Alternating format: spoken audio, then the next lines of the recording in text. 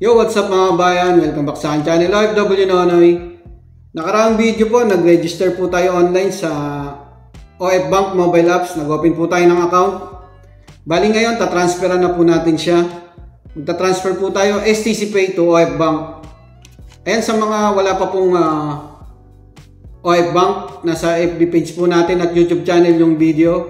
Ilalagay po natin sa description yung link nun.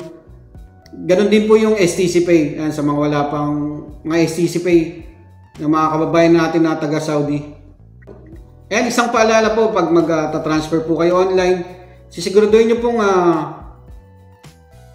tama yung details nyo, beneficiary details, beneficiary name, beneficiary account, at siguraduhin nyo pong active po yung account na tatransferan nyo. Tapos isi-secure nyo po lagi yung account nyo. Yung username at password nyo, isa-save nyo po siya. At huwag nyong ibibigay yung OTP sa ibang tao kung sakaling may nangingi. Okay, simulan na po natin.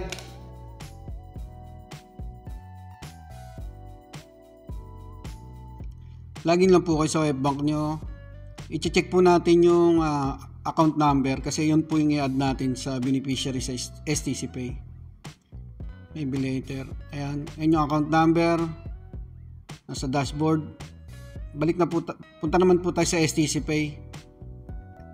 Lagi na po tayo sa STC Pay natin.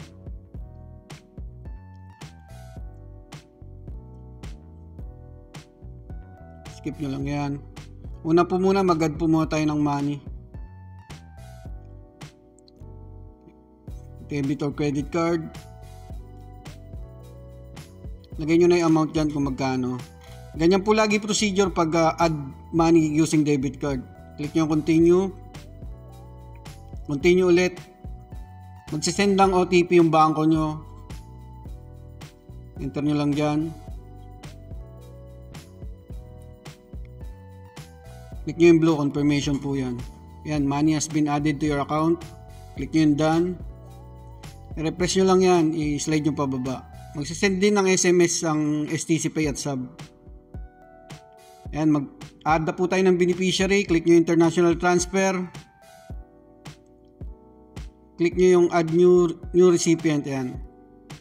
Ayan, full name ng beneficiary. Ayan, siguro doon yung tama yung details. Yan, sa akin po yan. Tapos country. Philippines. Siyempre.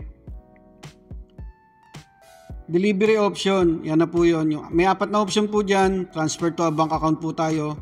Pag bank account, ganyan po lagi ang procedure.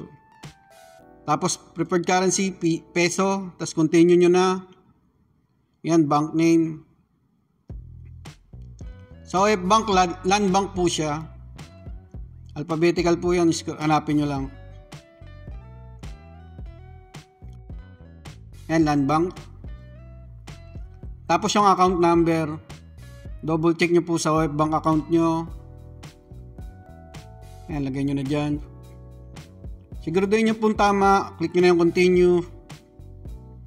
Ayan, nationality ng receiver. Siyempre, Philippines. Saka edad. Scroll nyo lang yan. Click nyo na yung okay. Tapos continue ulit. Ayan, check my beneficiary list. Naka-pending po yan. May tatawag po na STC automated call. Ipakinggan nyo lang instruction. Pero press 1 lang naman po yan eh. Ayan, answer nyo lang yan. Loudspeaker nyo, tapos click nyo yung keypad. Your international transfers to proceed. Pakinggan nyo lang instruction na yan. Sabi press 1.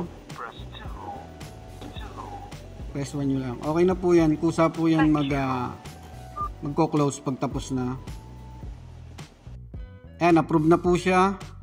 Check natin tong beneficiary details. Bago po kayo magpapadala, i-check nyo po palagi ang details. Pag na-okay na, na-check nyo na, click nyo na yung transfer money, magsisend na po tayo ng pera.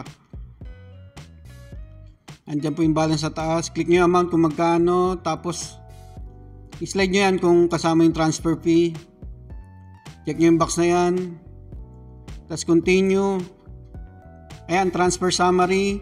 Andyan po yung exchange rate, amount sa real at peso, at saka yung charge, 17.25. Click nyo na yung confirm. Tapos I agree naman. Magsasend ng OTP ang STC Pay. Tapos I agree. Okay na po yan, processing na po yan. Kasunod na niyan yung transaction receipt nyo. Ayan na po siya. Pwede nyo na siyang, ayan MTCN.